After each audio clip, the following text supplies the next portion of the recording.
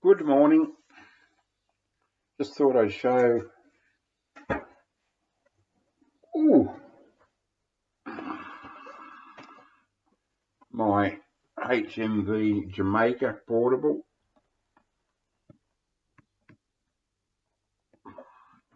Weighs a ton. These were manufactured in New South Wales, Australia.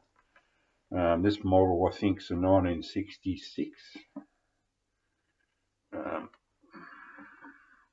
Opens up, and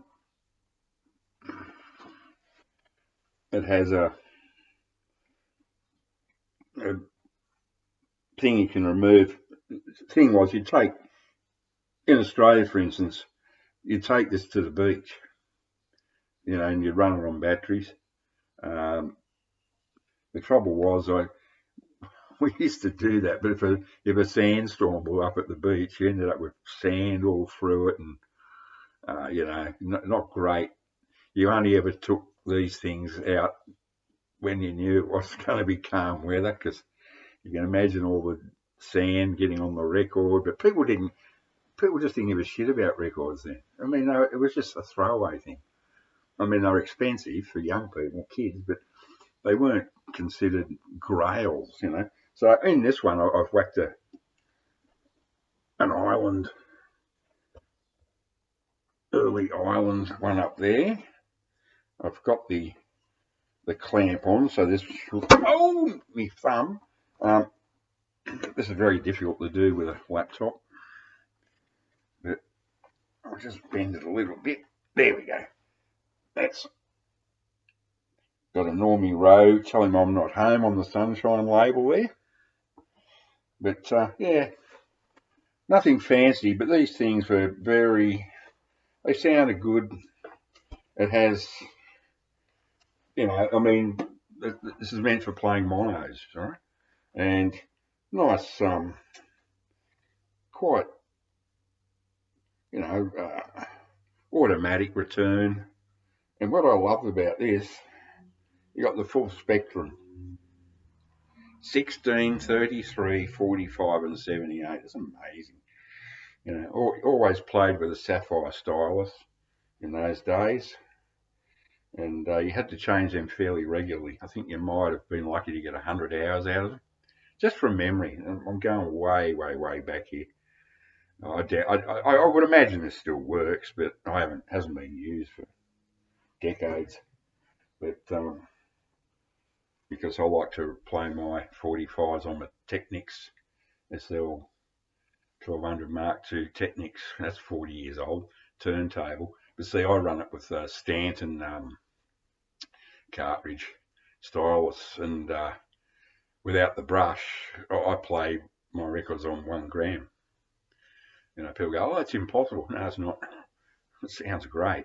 It's people going, "Oh, you got to make it 2 grams." No, yes, you do. If you put the brush with the Stanton stylus cartridge, the Stanton D680 double E.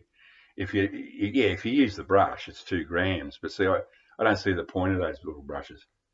I mean, I use one of those large ones. Just let it run a couple of revolutions, and then you've removed any lint or dust that might have landed on it. Whereas those silly little brushes, they're okay, I suppose, but nah, don't like them, don't trust them.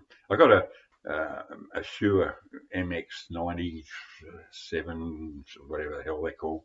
I've never used it, but that's also that went out of production. I bought that 10 years ago. It's still in the box. I've never actually.